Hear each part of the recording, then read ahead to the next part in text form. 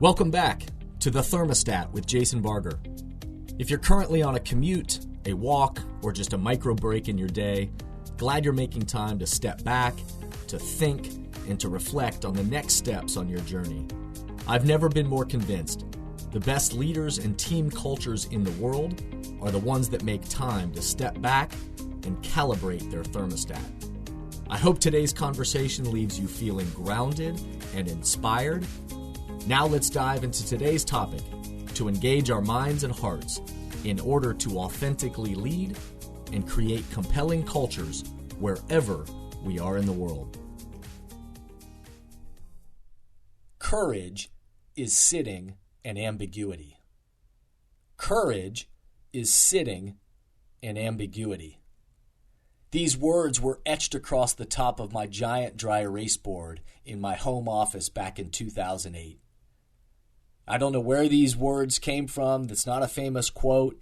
But for some reason, these words were echoing in my mind and my heart because these words were so critical to where I was in my own life and to my career and actually where the whole world was at this time. These words were a daily reminder, a mantra, a message and a reminder to my mind and my heart that courage is sitting in ambiguity. You see, back in 2008, our nation was in the midst of the Great Recession, as it was labeled. Many of you listening to this will remember those times very vividly. Many economists and businesses were freaking out, and messages of doom and gloom were everywhere. It was a very challenging and scary time for so many people. And yet there I sat in my home office in front of my computer screen in that giant dry erase board in my office that was my playground, my place to capture ideas, things I was thinking about, and also to have those kind of reminders to myself. Because I had quit my job. Now, electively, I had just quit my job just months before. And, I had done this electively, but I had had this amazing job for the last decade of being the director of Camp Akita, an amazing place that does so much good in the world. And I was so lucky to get to work alongside and with so many wonderful people.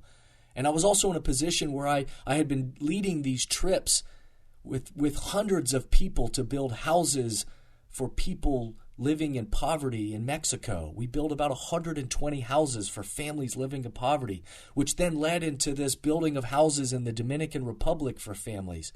And then I started and began to lead this project serving the homeless living outside of the shelter system in Columbus, Ohio, my hometown. And in the midst of this, I was lucky to be leading graduating seniors in high school on this 10-day backpacking trip in the Adirondack Mountains where they were exploring who they want to be and thinking about their life and the impact they want to have on the world. So it was an amazing decade of my life, and yet I still had stepped out of that role because I knew there was something marinating within me. There was this something growing that the next challenge was in front of me, but yet I just didn't know where I was being led. And so there I sat in my home office in front of that computer screen and that giant dry erase board. And, many people around me would give me that look. You know, the one that I'm talking about, that look that people give you at this time in your life or these crazy times where they look at you and they give you the look where it says, you sure you know what you're doing? You sure you know what you're doing as you've quit your job at this time in the midst of beginning this Great Recession? The truthful answer at the time was, no. No, I didn't know what I was doing, but I did know why. I was attempting this thing that was marinating or growing within me, this message that I knew that I wanted to share with the world, but I just didn't know how it was going to be shared or where it was going to lead. I was attempting to engage the minds and hearts of people. I knew I wanted to continue doing that kind of work, but I just knew that it was going to need to look a little differently. And so I was attempting to engage the minds and hearts of people to lead and to serve in the world through the creative and daunting task of writing my first book. I had never written a book. I had never done this creative exercise, but there I was attempting to write my first book, step back from the baggage claim, change the world start at the airport. But in my most honest moments, I'll share with you that there were many times during those months of writing and editing and thinking about everything that was happening and thinking about my life and thinking about the world at the time, there were many moments in that process where thoughts of the unknown, of the ambiguous world ahead of me, would begin to creep in. Because we had no income. Again, because we had electively chosen for me to leave a wonderful job. Now, we didn't do this recklessly. We had been smart, and we had been very smart about our savings, and we knew there was an amount of time that we were willing to give to allow space for all of this to be figured out, and space to also create. And the way that we thought about it is a space to invest in ourselves to see what would emerge in the midst of this creative venture. But we had no income. I had 2 young kids at the time. Now we have 3. My wife, my wonderful wife, Amy, was on maternity leave from her teaching job of teaching kids with special needs and intervention. And so we had no income. So it was easy to have these thoughts of doubt, of uncertainty, of ambiguity begin to creep in. Because I didn't have the answers. I didn't have the answers of how this was going to play out. I couldn't point to a spot along the road of when we were going to have the answers. I couldn't tell you how this was all going to play out. And so those thoughts that would creep in, those thoughts of doubt and uncertainty, those questions would begin to come up into my mind. Those questions like, what if this book sucks? This book that I'm waking up and diving into every day to write and to edit and to work on. What if this book that I'm writing sucks? What if it doesn't actually engage anybody's mind and heart? What if it doesn't engage the minds and hearts of people? Who is actually going to read this book? And let alone who's going to actually buy it and support these weird ideas? How does this possibly become a sustainable piece of work? Who in the hell am I to think that I could create such a thing? And who the hell am I? Who cares what I have to think about? All of those questions of thoughts, of doubt, of fear, of ambiguity, because we're human, they begin to creep in. But you see, ambiguity works very hard to distract you with doubt and fear. Ambiguity works very hard to distract you with doubt and fear. But in the midst of ambiguity, there is also a giant source of opportunity and liberation.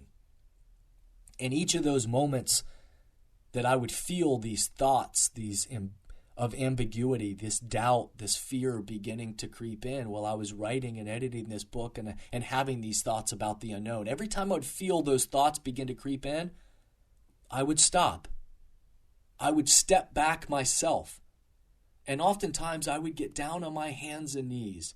Now, I know many of the listeners on here, you might not be a person of faith, and that's okay too, because I still think the practice of stepping back and getting down on your hands and knees and thinking and centering yourself back to the purpose of why you're doing what you're doing and what the true mission is, that's a returning back to that purpose. And for me, it was a moment to stop and to step back and to get down on my hands and knees, to say a little prayer, to say, hey, God, I don't know how this is going to play out, but I'm trusting in you. I know you care for me. I know in the midst of ambiguity that everything's going to be okay and that I need to just return back to that purpose. I need to direct my mind and my heart back to what is possible. What is that opportunity? Return to the why. The why of truly engaging minds and hearts, and the liberating feeling to create something authentically in the world without knowing how it will end up.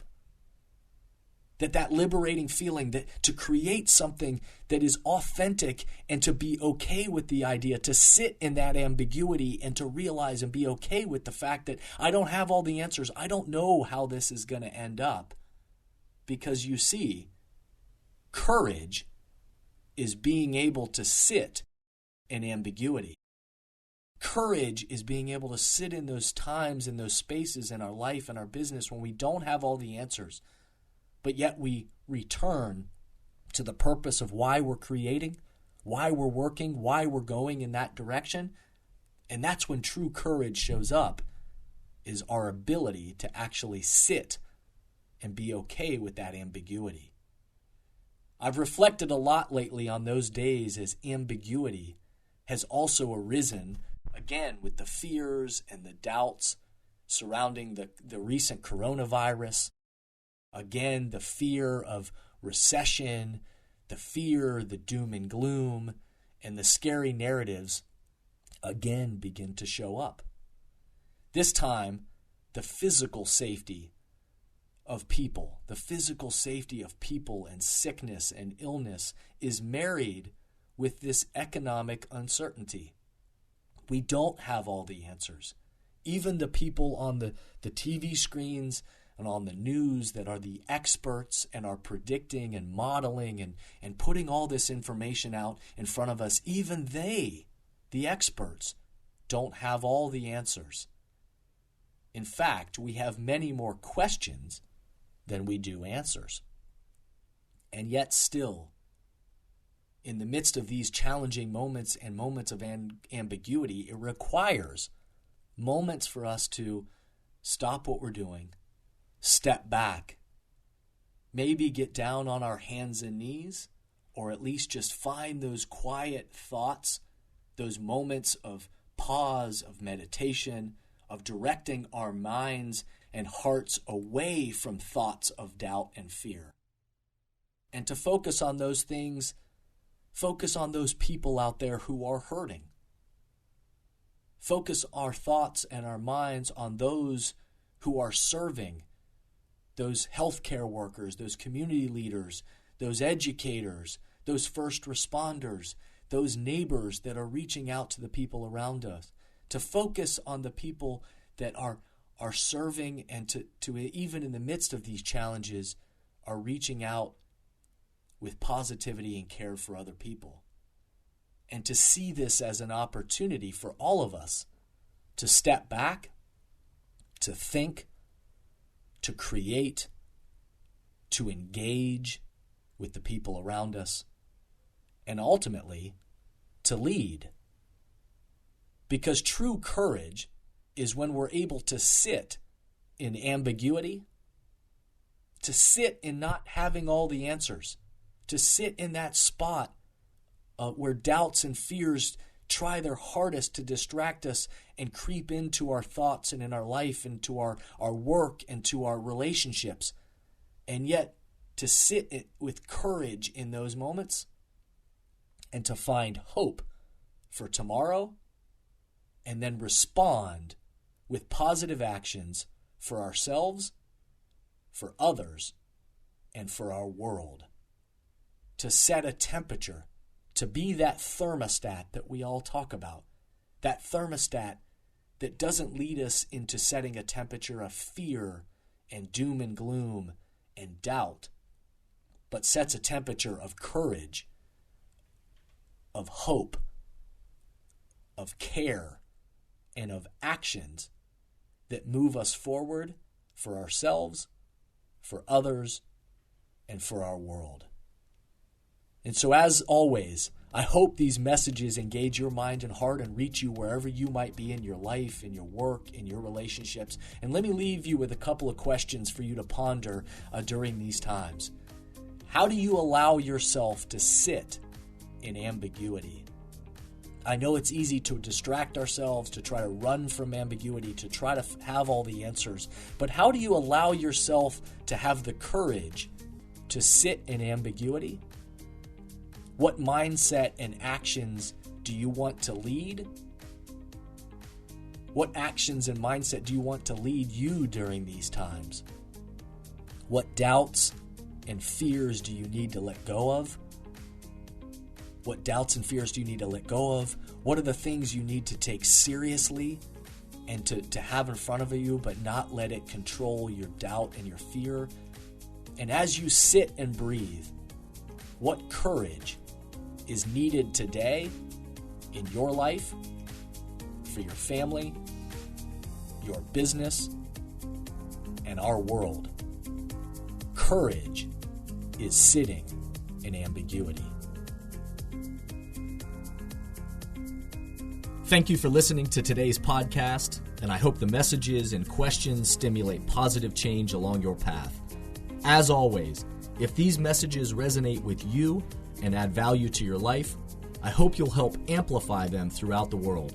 Please rate, comment, and share on whatever podcast or social media platform you're using. And share this podcast with the people in your life or work who should be part of these conversations.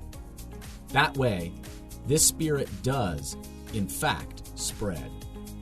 If these messages or developing leaders and culture would be helpful to your organization, or you have a question or comment about this podcast, please contact us at jasonvbarger.com. And remember, we all are ambassadors for the culture we want to create in our life and work. We have to own the vision we want to be a part of. The future of leadership is you, is me, is us. Be a thermostat.